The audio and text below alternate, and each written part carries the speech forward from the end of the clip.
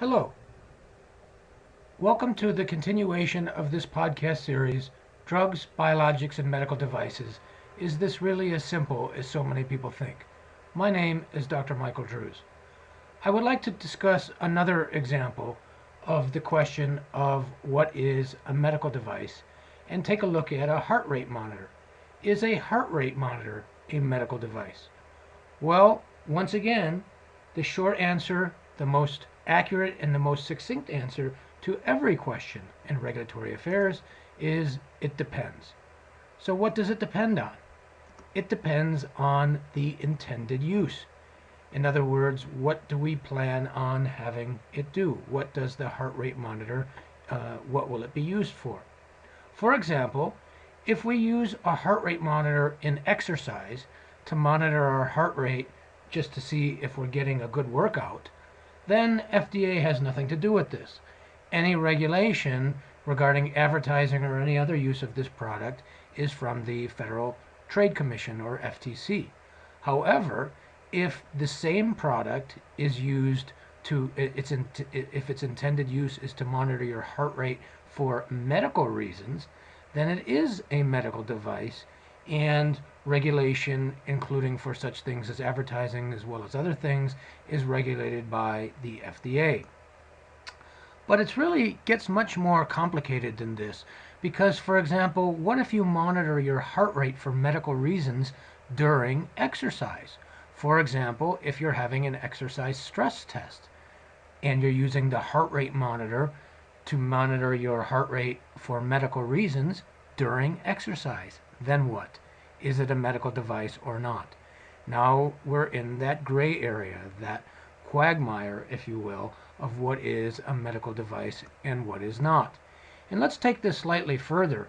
What if you take your own pulse simply by feeling the pulse on your neck or on your wrist or somewhere else? Do you, in fact, then become a medical device? Well, to many people, this seems like a silly question even to ask. However, from a regulatory affairs perspective, it's not nearly so silly because it illustrates an important point.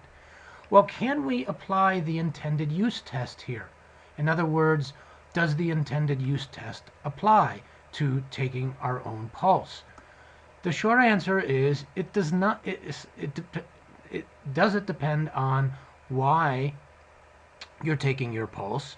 For example, exercise or medical reasoning?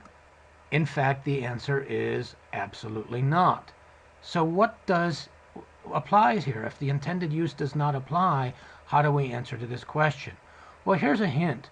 Medical devices are sometimes regulated. That is, sometimes. They are not always regulated. However, medical procedures are not. Once again, this is an important point. Let me mention again.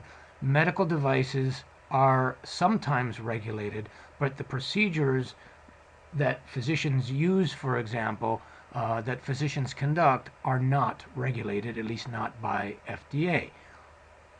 Procedures fall within the bailiwick of the practice of medicine, and FDA does not regulate the practice of medicine. That is, FDA cannot tell physicians what to do. The only thing that FDA can do is tell us, meaning industry, what to do. But medical devices are used in procedures. So where do we draw that line? There are many ironies in the world, including in the regulatory world, and in the world of medical devices, one of the biggest ironies is we regulate medical devices, sometimes at least, but not the procedures in which we use them. Does this make any sense? Well, in fact, it must make sense to a heck of a lot of people because we've been doing this for a very long time, but when you think about it, it probably doesn't make a lot of sense. Bottom line, is this really as simple as so many people think? Is a heart rate monitor a medical device? My name is Dr. Michael Drews. If you have any questions or you would like further information, feel free to contact me at the phone number or email address or join me on LinkedIn. Thank you very much for your attention.